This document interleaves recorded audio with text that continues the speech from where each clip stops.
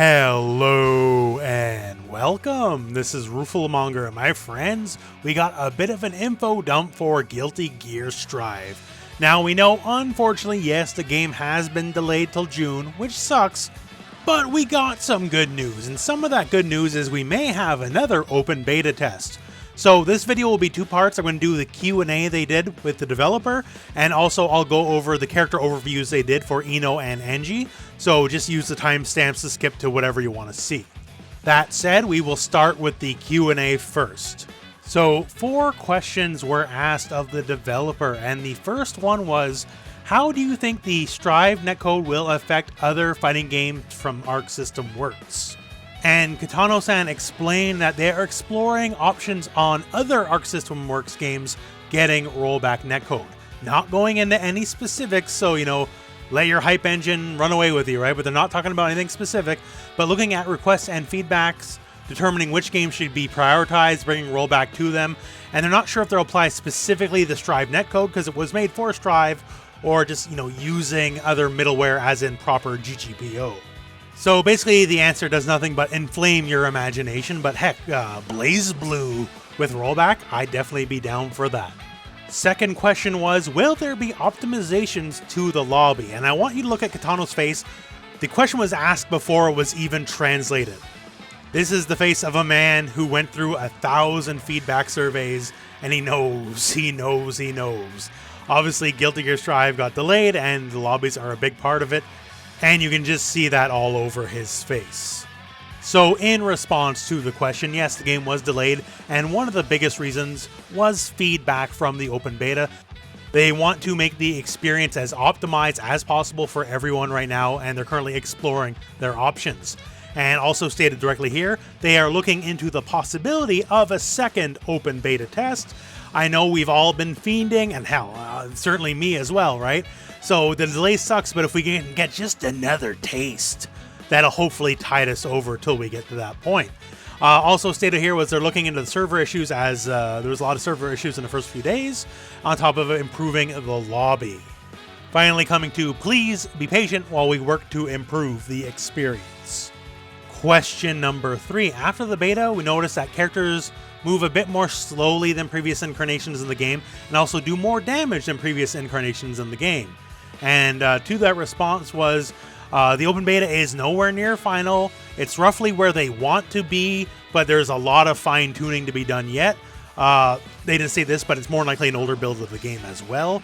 So yeah, nothing about the balance is final, just so you know. And they also stated, if you're a lab monster, don't get attached to anything, as a lot of what you're learning probably will go out the window come the final build of the game. Personally, I don't mind the high damage at all. I like high damage in games, really. And I was very happy to say they're looking to increase the damage on super moves. Now, they didn't state specifically, but I think they mean in the context of combos, as supers scale awfully in combos, to the point where, like, it's not worth your bar at the end of a combo unless it's gonna be the kill. I hope they add like a minimum scaling factor like Street Fighter V or Dragon Ball FighterZ to make it at least somewhat worth your while. But in the end, nothing is final, so whatever complaints or issues you have right now, by launch they may be gone. The final question that was asked was, some characters have designs that have changed a lot from previous entries in the series. Why is that? And the answer was, it depends character to character. Certain characters, they just want to, refresh the look, right? For the current age. And I think this is the reason why, like, Mei looks different now versus how she used to, right? Certain characters also, they look different just because of story reasons. I'm very sure Faust is one of the characters. Certain characters have switched organizations or factions. Other characters have changed their mental states, once again, Faust probably, and going, quote-unquote, towards their origins. So yeah, basically some people, they just want to change up the look, and some people it is plot relevant, why they look a little bit different. They did want to stress, look forward to the story mode, as a lot of stuff will go in depth there, and also check out the arcade modes, as a lot of plot happens in the arcade modes. And going by the X2 series and Exard, yeah, there is actually a lot of plot in the arcade modes, so if you're looking for the story, make sure to do those. And now let's talk I-no and let's talk Anji, and we will start with I-no because they started with I-no. The one thing to note about I-no off the bat is she's kind of very similar to classic incarnations. They're not rocking the boat too much on that. She's still crazy air mobility character. She still has her Morgan fly up instead of a traditional dash on the ground. And they've also changed how her air dashes work. So unlike in older games where you would just backdash or air dash normally, when you dash in the air, you will go straight down, either backdash or forward dash. You'll go straight down from the air. Now this will limit some of her mobility in the air, to be sure, but that means also she will be a lot more tricky to deal with in the air, as she can come crashing down on you very, very fast. This definitely is a big change from how things normally worked for her, so we'll see how it works in the end, but it definitely is kind of doubling down on her aerial aggression. Moves-wise, still has Chemical Love, still a fairly long-reaching move. It's less like a zoning tool, and think of it more like a very long-range poke / combo ender, with a couple quick examples here. Just doing a basic thing, ending with Chemical Love. So this is how a lot of them are going to be ending. It has a soft knockdown, not a hard knockdown, and it does not go full screen, FYI. Still has Stroke the Big Tree, where she'll kind of slide under and low profile a lot of stuff coming up on the other end with a sound uppercut, if you will. And it is stated here directly in this showcase, the slash and heavy slash versions have different advantages on block, so I'm assuming, as is tradition, the heavy slash version will be +1 or so on block, advantage on block. Still has her classic projectile, in that the further it goes, the more hits it'll gain, and you can also aim it up or down, and either all the way up or all the way down or a little bit in between. And yeah, it's basically one of her get-in tools. You do it, you hide behind it, and then just rush on in, and hopefully you mix them up. I-no still has her dive kick option, so there'll be 3 versions this time around, it would seem, and each one has a different angle and also has different properties on hit as well. The punch version is basically a traditional dive kick, slash version a heavier dive, and the heavy slash version is basically like an aerial Psycho Crusher if you ever played M-Bison from Street Fighter. One of the changes is it has different follow-ups on hit. So if you press another button, you'll basically hop afterwards. This was something I was confused about initially with her normal trailer, as it wasn't just a regular air dash afterwards. So now the dashing is baked into the dive kicks themselves. As long as they connect, you'll get a little pop-up hop. If you so choose, you can just land normally as well and continue from there. So once again, creating more high-low pressure, as I-no is all about pressure, from her multiple air angles, the fact she can stay in the air over and over and over, just continuing on the offense, and eventually, is she going to land and go low, or is she going to keep going overhead? That's kind of the core of her offense. So gameplay-wise, she's kind of going for the same things, although a few things have been tweaked. They do confirm her old air super. You can still do it in the air, but if you do the new grounded version, it will be invincible startup. However, it still maintains its aerial properties.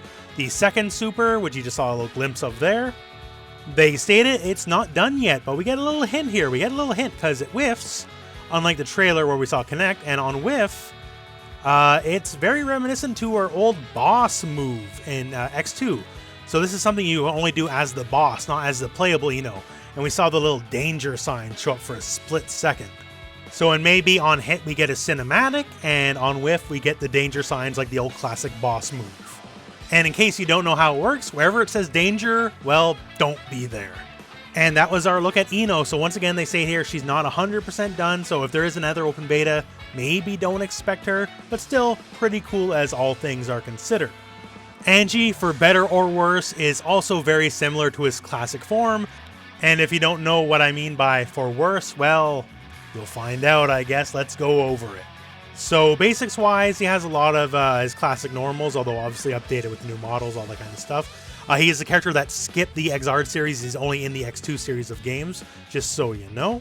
And yes, Butterfly is still Butterfly. So if you don't know how this move works, it's a very annoying move. So the Butterfly comes, and then when it gets its hit in, it doesn't matter if it's blocked or not. If it gets its hit in, it'll then fly up over your head, then come back crashing down. And during that time, Anji is going to mix you up 6 ways from Sunday.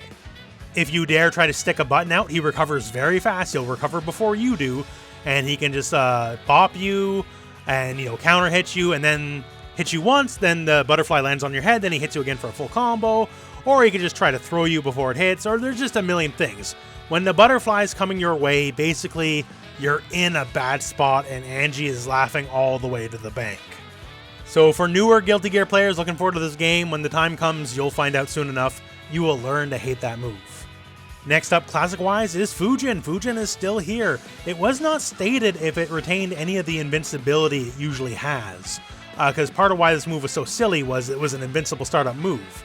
So the move itself is whatever, but the big deal about Fujin has always been it has a lot of follow-ups. In this version we have 4, so he has the punch version where he'll just jump up and throw projectiles at you. We'll have to see how negative that is. Fujin by itself is unsafe on block, but the option of all the other follow-ups is what makes it a lot safer, because you have to guess what's coming your way. So yeah, punch version just jumps up, shoots projectiles. Kick version is the hop, where you'll just kind of do a little Lindy hop into your general direction. We'll have to wait and see if it has any kind of invincibility or guard points attached to it. And the idea here is basically while you're waiting to block one of the other follow-ups, I'll just hop in and throw you instead, or something like that. Next up, we get the slash follow-up, and this is traditionally unsafe on block, we'll see. But yeah, you can just kind of go for it right away after the fact. And finally, the heavy slash version, which is basically a big old overhead. This particular version just seems to juggle you right up, so easy combo follow-ups. Also, unlike some of the other options, safe on block.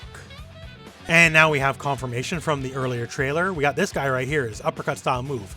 So this used to be tied to his auto guard, and now it is just its own separate move you can do whenever you want. So it basically helps expand just some of his repertoire. He maintains his little twirl move, and this is basically one of his ways he gets to skip neutral, basically, because while he's doing the little twirl, he is actively protected by his guard point the whole time. So if you try to hit him while this is ongoing, well, he'll just laugh it off, as shown here.